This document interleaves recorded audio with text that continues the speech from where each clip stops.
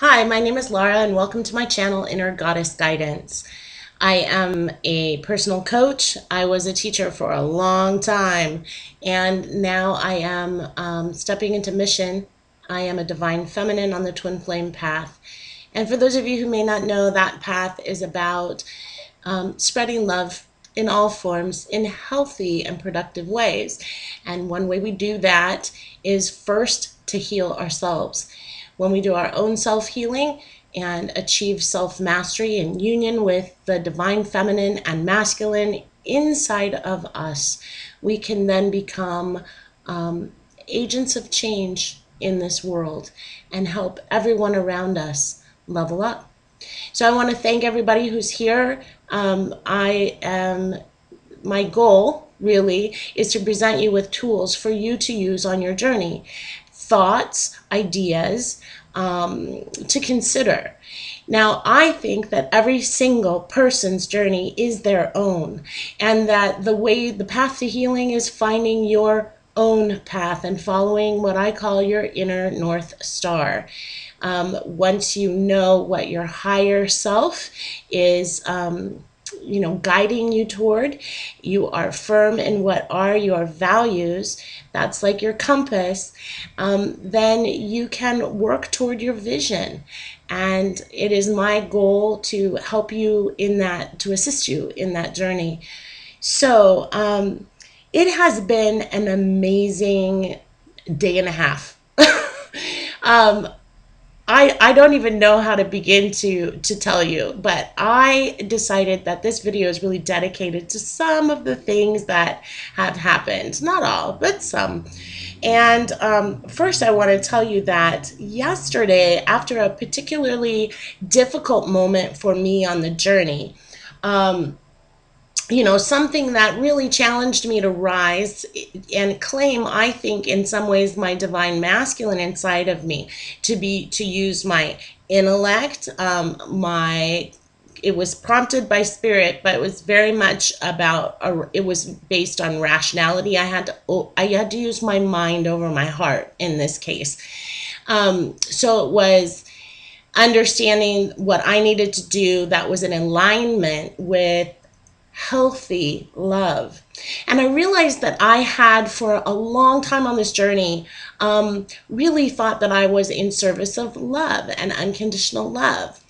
And then it shifted yesterday. And I want to share that with you because it was just brilliant. And the thing that was added in was healthy love. I now feel like I am on the mission of healthy love. And I think that healthy love makes different choices sometimes than what we call unconditional love. And healthy love includes some boundaries that are really safe and in the best interest of everyone involved, including yourself. And so that's really what I was presented with. And I got to tell you, I have always made decisions in my life based on love first. And sometimes I ended up in a position where I was not getting my needs met in some ways. And, I recognize that there's a certain amount of codependency and unhealthiness about that. And once spirit sort of spoke to me and I worked through my resistance to the message, then I took action and I feel really good about it. So what I want to say is that this really, I knew yesterday that I was being given a test. And I don't know if you've experienced moments like that, where you've gotten a message, you've had an intuitive hit on something, but you have not wanted to face it. You've not wanted to accept that. And what I felt was that I was completely alone, well, with spirit. Spirit guided me, definitely. I mean, I even pulled cards about it. But, and then the action I was able to take was actually, in some ways, a very masculine based action. It was rational, it was powerful, it was decisive. And I feel really good about that. And I felt like spirit kind of patted me on the back and said, "Good job. You're on the right track."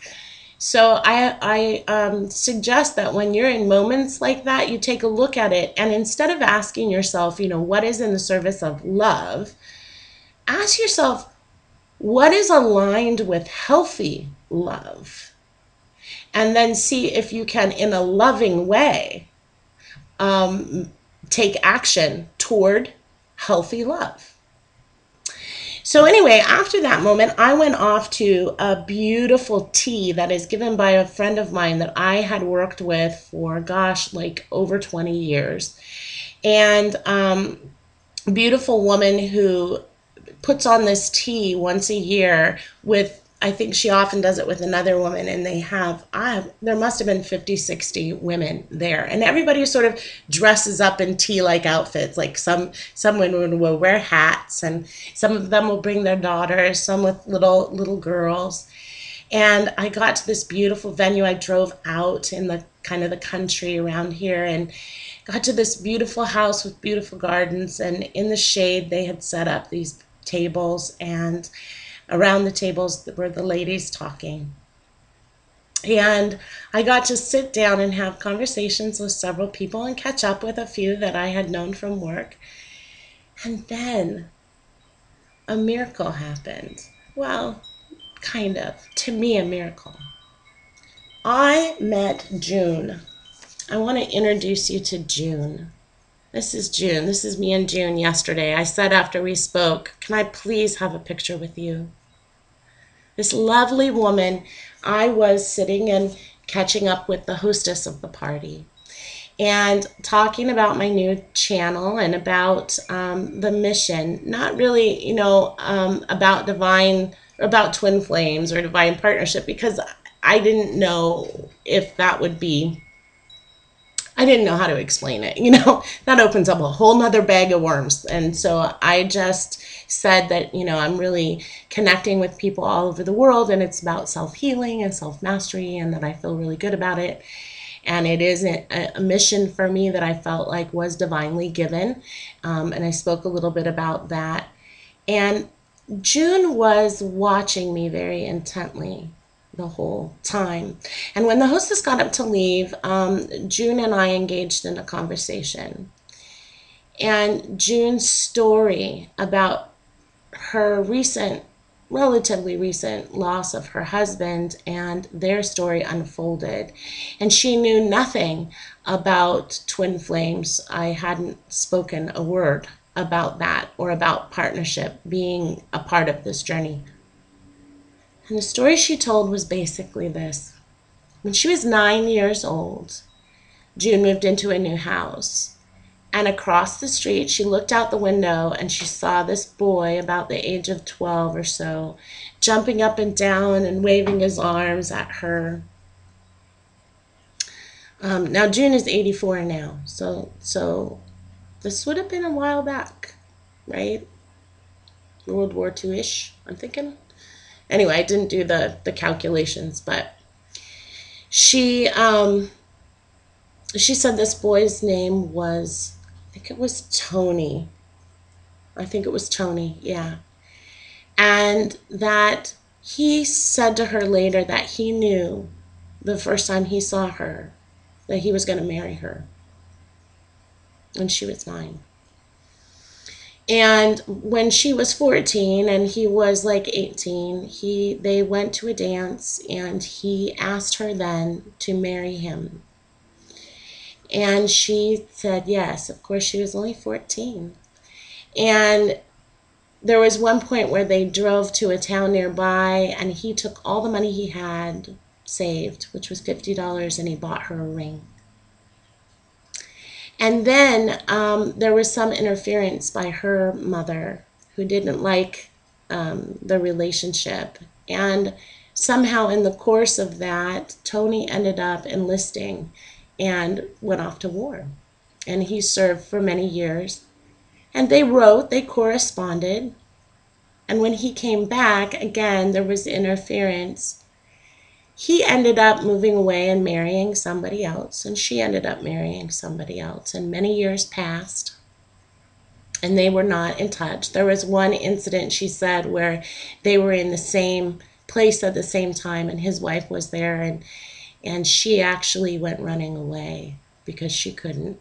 And she said that he followed her, but then realized that he shouldn't run after her. Many years later, his wife passed away.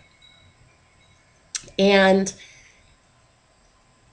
he was coming back into the town that they were from, that they'd grown up in.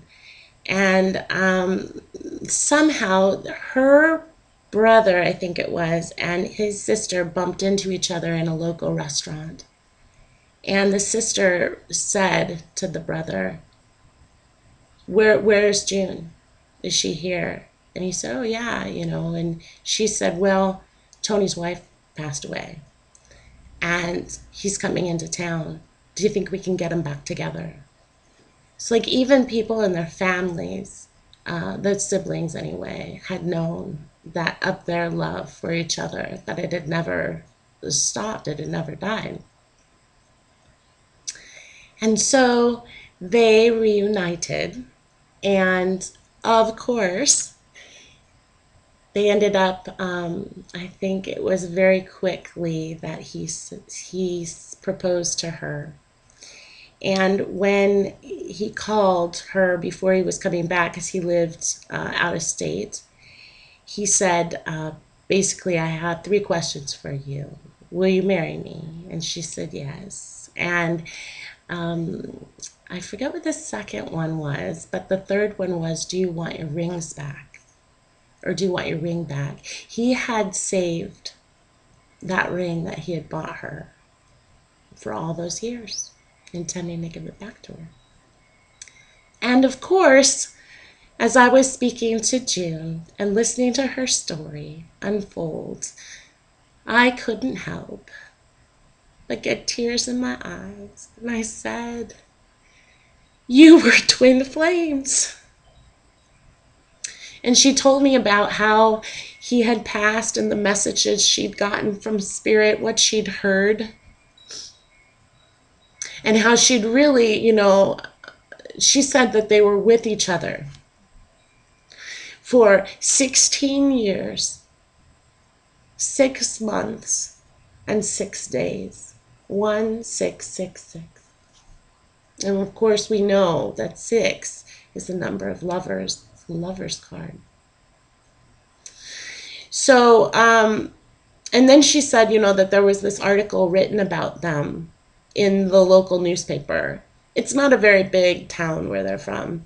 And I asked her, will you please, please send me the article? May I please speak about you and your story on my channel? And that's when I had told her that what my channel was about. See, she was supposed to tell me that story yesterday to confirm that even though these people had never heard of twin flame theory, I mean, twin flames have existed in time, right? And they were twin flames. And she said to me, without prompting, she said, I am so glad that my grandchildren got to see what divine love looks like. And of course, we talked about signs and messages that she gets all the time, that he's with her and he's guiding her. And she said her life is good. She doesn't, she misses him, but she knows that she's going to see him again, and she feels him around her. And in some ways, she said her life is just really beautiful. It's opened up in a very beautiful way. So I wanted to share that story with you, obviously. There she is. That's June. June and Tony. I wish I had a picture of the two of them. They each had saved all the letters they'd ever written each other. And she plans to put those letters together to go through them and then coordinate them by date. And I said to her, if you want any help, I will help you. You need to write that story.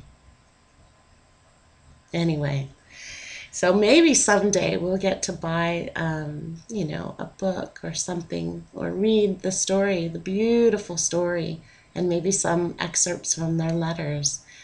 It's inspirational. It's inspirational to me to have been able to sit and speak with her. She's such a lovely lady. So, and I wanted to share some of the little details. This tea that I go to, it's so sweet. If you don't do something, like that, it'd be such a lovely tradition to start with women in your life and their daughters, maybe. Not that sons can't be involved, of course, but the women who put this on are so detailed. They're just love to do little crafts, and my friend who was one of the hostesses has even been going through her own challenge with breast cancer, her home battle with breast cancer. She's fine. Everything's going to be taken care of and fine. She's got a wonderful attitude about it. But the point is that, even in spite of her own struggles with that, she is so dedicated to this tea, and it's such a beautiful moment. Anyway, beautiful event.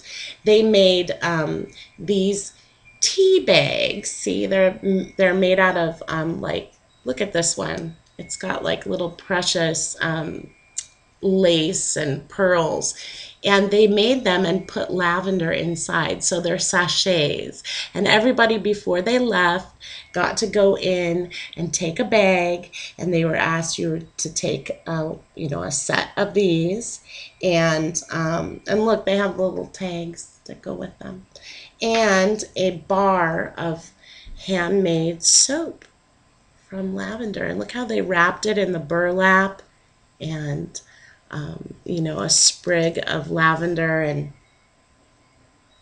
the beautiful lace there. Just such attention to detail, and so indicative to me of the divine feminine, the beautiful, and attention to beauty and detail. It was really a special day, but it wasn't over, because I left there and I went on my way to a friend of mine from high school was having an open house for her business, and she has started with another woman a business called Infinite Earth Soul. And last year I had gone to an event that they had put on, and I had met a man who was a shaman from Peru, and he had brought a bunch of jewelry to sell, and I had bought this necklace. Wait, I gotta stop it. Now, do you see the trunk of the tree of life? Let's see if I can cover this part up so you can see it better. Hand, there we go. Do you see the divine masculine and the divine feminine embracing? Isn't that beautiful? So I'm trying to get in touch with him, by the way, to figure out how I can actually import some of these and offer them for sale. It's been really, I wear it all the time. It's a rather large one, you can see. I mean, it's pretty large. Anyway, I had gone back because I knew that maybe the jewelry would be there. I was hoping for some of these, but they had a lot of things. They do a lot of healing stuff and make their own essential oil scents and candles, and they have a divine masculine, divine feminine candle. I could not afford to buy all that I wanted to buy there, but I did get some amazing things. Just quickly, I bought this amethyst. I don't even know what the geode type thing, so all amethyst, and I bought this. It's so beautiful. I wish the colors would. Oh, there, that's pretty focused actually. Isn't that beautiful? And I chose this one, and then I read the card, and it's called Shatakite. Shatakite, a stone of truth. It can connect you to inner realms and help with understanding and communication from spirit guides. It has strong protective powers and can be used to remove energetic blockages from the past. It is from Africa, and the keywords are truth, enlightenment, and communication. And I thought, how perfect for me to have when I'm doing my preparations for the channel and I'm bringing in spirit. So then I bought this beautiful, and I'll put their information in the description box so that if you want to look at what they offer, they'll be there.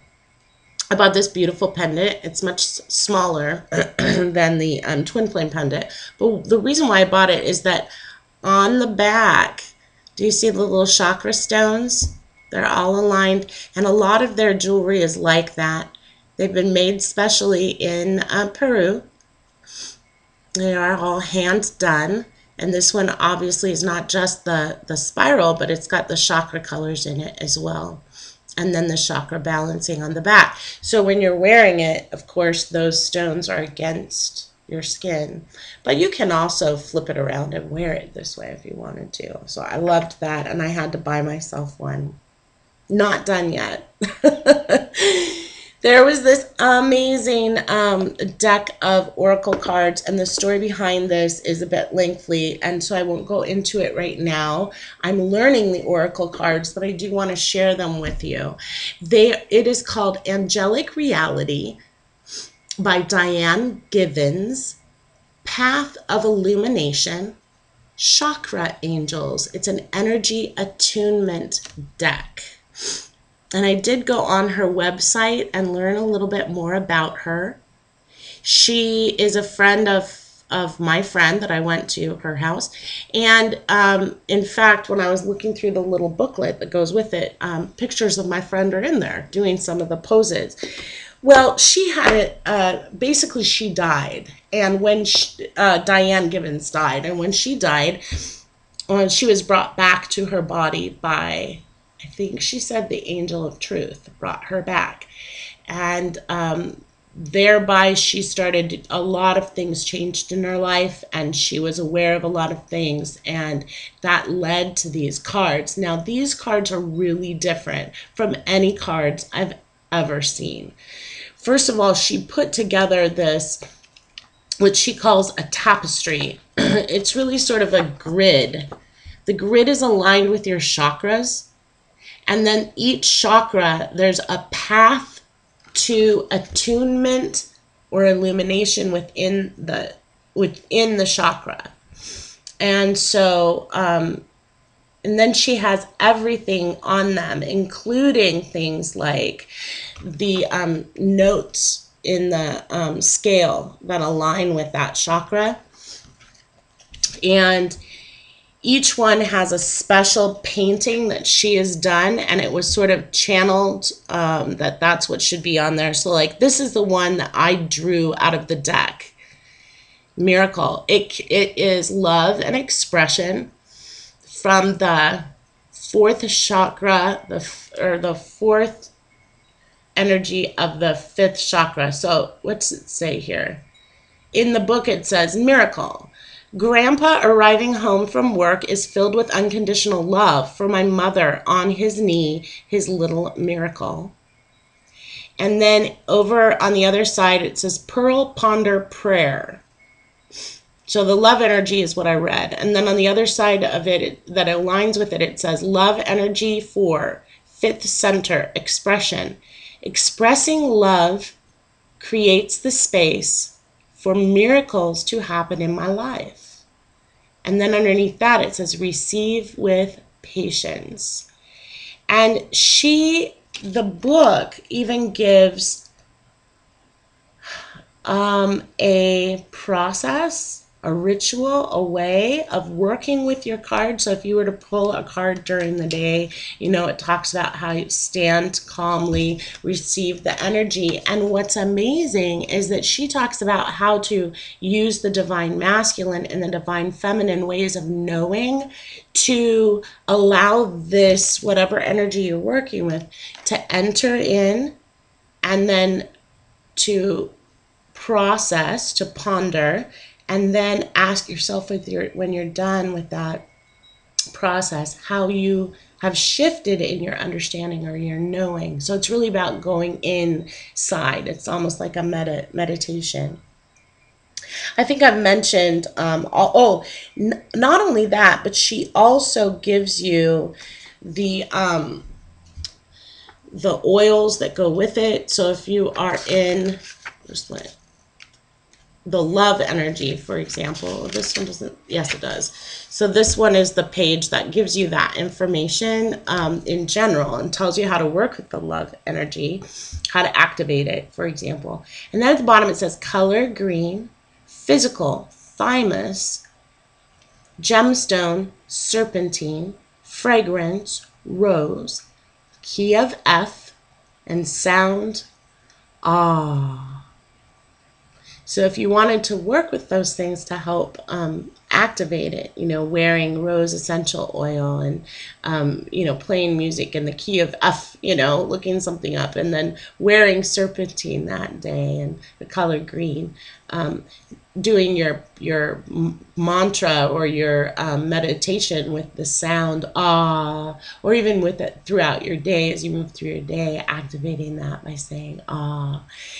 Anyway, this is a complex deck that I am going to study more and figure out, of course, how I can incorporate that. There were so many components that until I'm actually practicing it, I think regularly, I won't know how best to bring it to you. But I did want to share it with you in case you wanted to investigate that on your own.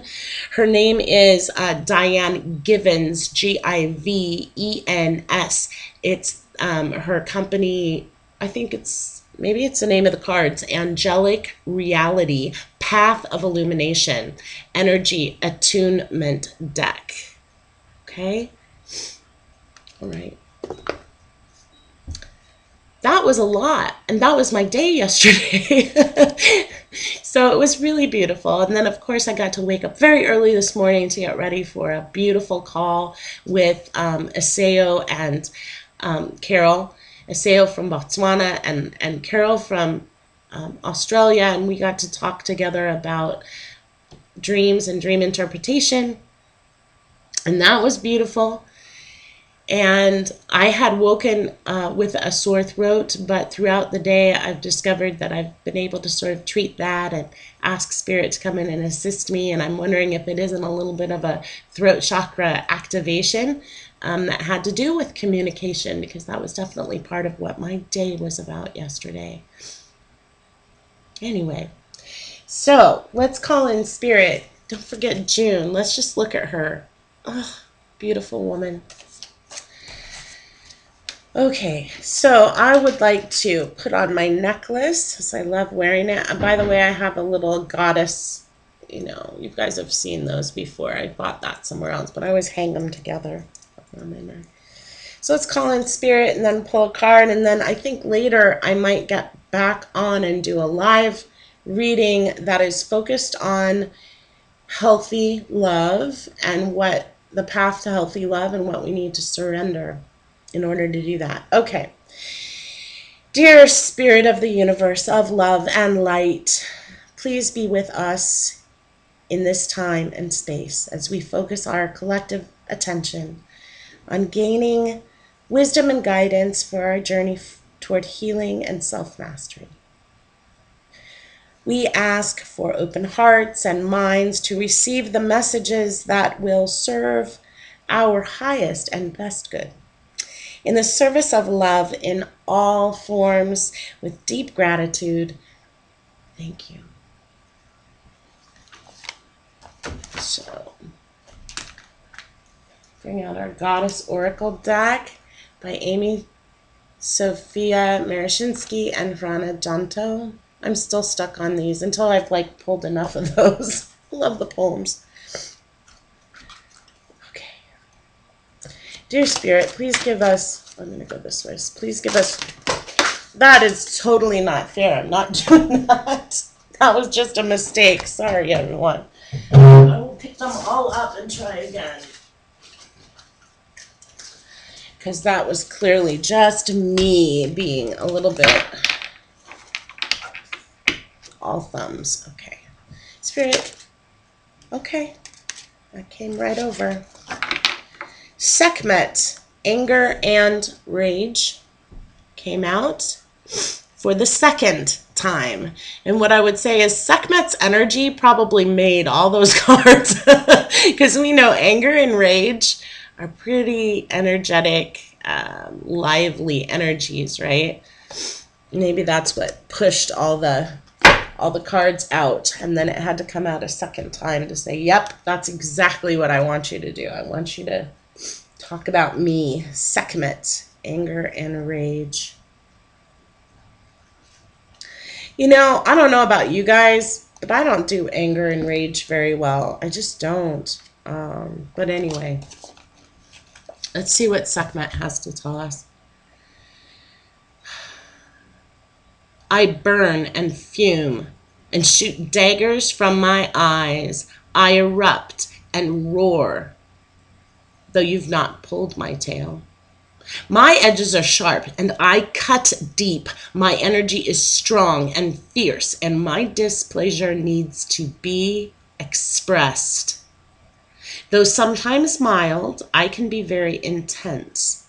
Once incited, I am difficult to put out. I am always appropriate, always needed.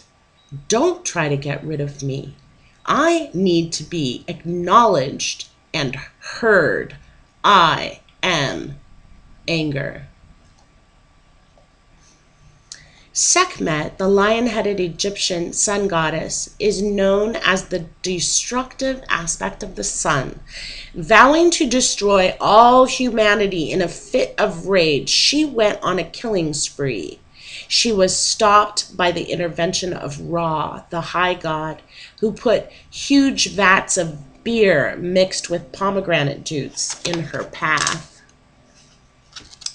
Mistaking it for human blood, Sekhmet consumed the drink and became intoxicated. When she woke up, her rage was gone.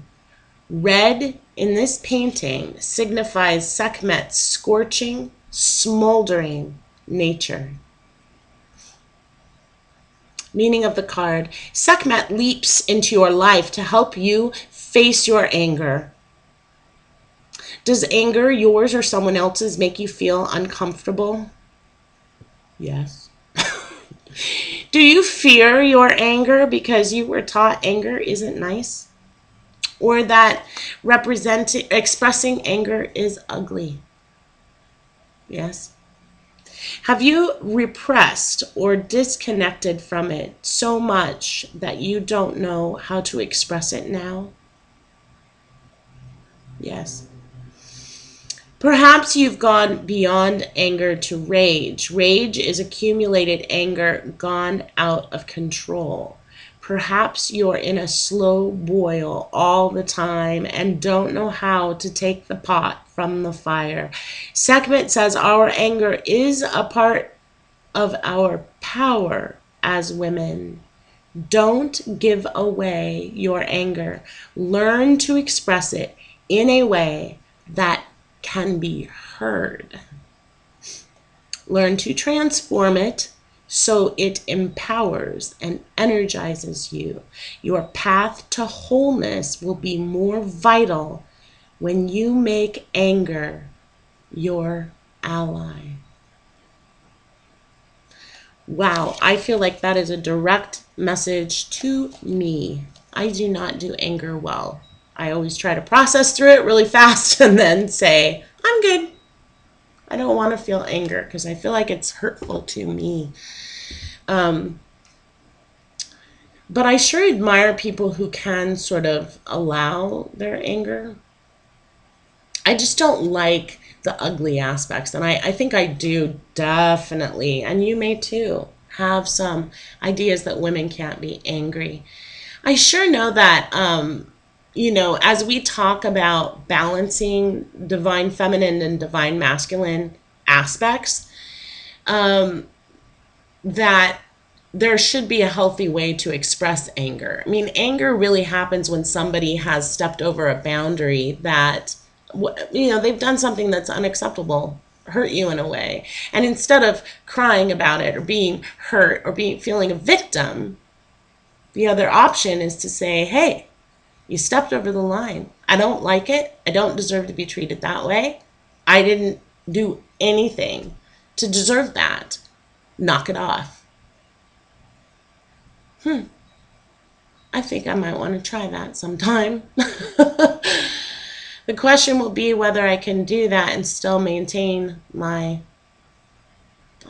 dignity. Is it dignity I'm worried about? My feminine qualities? I don't know. I think I know what it is. I think that a lot of women have been portrayed when they're angry as being a bitch. But I'm thinking now, and it just came to me, oh my gosh. There are two very powerful figures. Well, more than that, actually, now that I think about it, because recent film has brought in more of the heroines that have been able to claim a more balanced between masculine and feminine qualities. So, I'm thinking of the first female character that did that for me. And it was a character from, now I couldn't watch scary movies. I couldn't. I just couldn't. They would plague me. Anything scary would plague me. So I couldn't watch them. I still kind of have trouble. But from Aliens 2, Aliens with the S, there is the scene where, what's her name? Her name was something E. Bailey's. Oh my gosh, I'm forgetting her name. Anyway, Sigourney Weaver's character. The whole movie was about protecting this one little girl, right? And Sigourney Weaver character is badass. She really is. She just, she's the heroine of the whole movie. And it was one of the first movies I ever saw with a heroine like that, with a woman in power like that. Everything came down to her and the little girl. And it was the scene at the very end where the alien mother, so it was the scene with two mothers. See, Sigourney Weaver has totally destroyed the aliens' baby pods and rescued the little girl and gotten her into the spaceship to fly away. And the alien mother has gotten on board somehow. And Sigourney Weaver is protecting the little girl. And she gets into this big machine, right? And she's got this like exoskeleton. And then they do this tight shot in her face. And she says to the alien mother, "You get away from her, you bitch." And she just, the raw power of that moment in the film never left me. It never did. And I remember years later, I was teaching about goddesses in Greek and Roman mythology, and we were talking about Athena. And I used that scene. I couldn't use the word, but I told the kids of that scene in the movie where she's protecting the child and how she was in her warrior aspect. And there's an example of when I could get mad.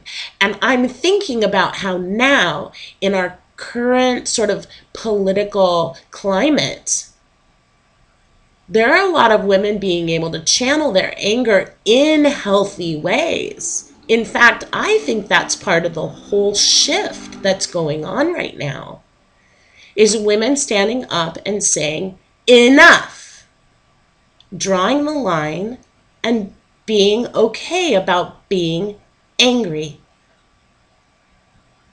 Yeah. So that was the first character in a movie that really inspired me. And then the other one was Jodie Foster's character in Silence of the Lambs. And what's fascinating about Jodie Foster's character in Silence of the Lambs, I mean, that is a disturbing movie. And I was dating someone at the time. I was engaged, actually. And he could always watch movies, but he had to leave that movie halfway through. I had to leave Platoon. He stayed. I waited for him in the lobby because I couldn't stand all the blood and gore. But he walked out of that movie and I'm like, no, I'm staying. This is fascinating. And the reason it was fascinating is that even though all the women were victims and it was horrifying, the heroine, the one that was going to figure it out, and I knew she would. I mean, because that's the way stories go. So I was all in because I identified with her. And I was saying to him later, yes, it was a horrific movie in so many ways. But the reason why I could stay is because I identified more with her character than I did the victims. And usually in movies, women were only victims and men were always coming to save them, right? And so who did you have to empathize with in the movie? Only the victim. And that's why I would sit through the movies and be scared. So now there's all these great female characters, of course, the Hunger Games character. I'm sorry. I wish I was better at remembering all of this stuff at the drop of a hat, but I'm not. And she's, amazing. And of course, there are others where there's really this sense that a woman can be skilled and hold her own and channel what I would call a balanced masculine and feminine energy. Not out of balance, very, very balanced. And I think, that currently on my journey is what I'm working on, is the balance between masculine and feminine aspects within myself and becoming okay with claiming that masculine side of myself, if you will. So thanks, Sekhmet. I think I have my homework cut out for me. Not that I'm going to go around running and being angry at everything, but knowing how to be angry in an appropriate way. That's beautiful. Okay, so we're going to get one Power of Surrender cards today, and we're going to ask Spirit. Spirit, please give us one Power of Surrender card. Maybe, no, not so fast. Please, not so fast. Maybe that would help us with balancing our masculine and feminine aspects, or processing our anger, or claiming that in a healthy way. Let's do one thing that we should surrender for healthy love. Let's do that. What's one thing we can surrender for healthy love?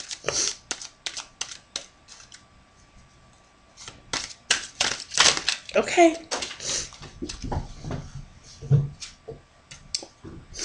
Oh, surrender to silence. In quiet meditation or contemplation, let go and enter the stillness within. Silence can heal and replenish you.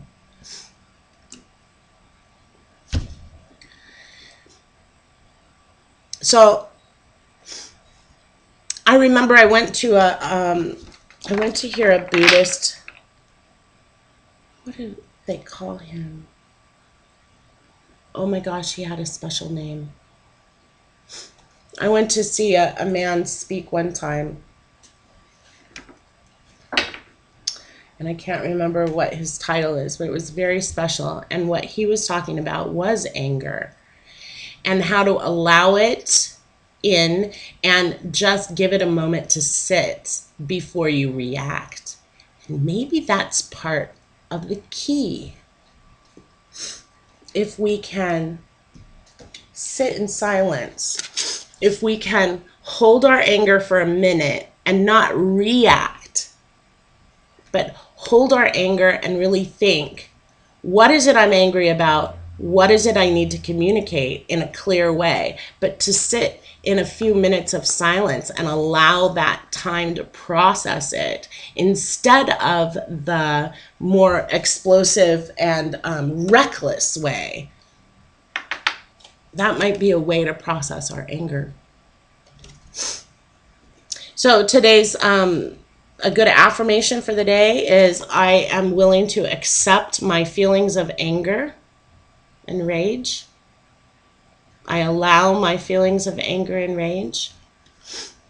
I sit and allow my feelings of anger and rage to settle before I react. That might be good. In other words, you're not squelching it down and hiding it. You're not sticking it in a drawer. Because when you stick it in a drawer energetically in your, it is there causing illness. It wasn't allowed to come out in a healthy way. You know, I don't think it's so bad. I think that we can hurt ourselves if we let that anger and rage out. I was thinking about a story I heard about a friend recently who got really angry and destroyed her computer. And I'm thinking about one time when I was really angry and I was young, but a friend crossed the line and she was living with me and she said something that enraged me. And in a moment of rage, I punched my hand through a door. It was one of those hollow core doors. But I just hit that door so hard that I think I still have some scars. I put my hand through the door. Now, those things are not helpful. The rage is coming out, yes, but it's being destructive and it can really hurt you or somebody else. So maybe if you are somebody who struggles with holding it and you don't want to hold it in, it's okay to respond in an angry way and allow the anger, but maybe like just sit for a while, allow, breathe through it, and figure out what is an appropriate response. What are you angry about? And can you communicate that anger clearly? I like that.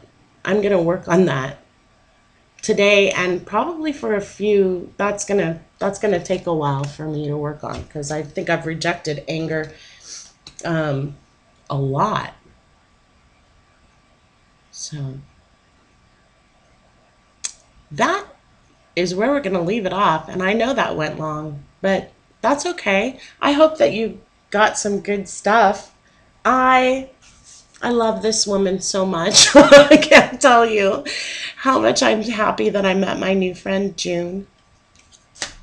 And I'm happy with my new stone, my stone of truth.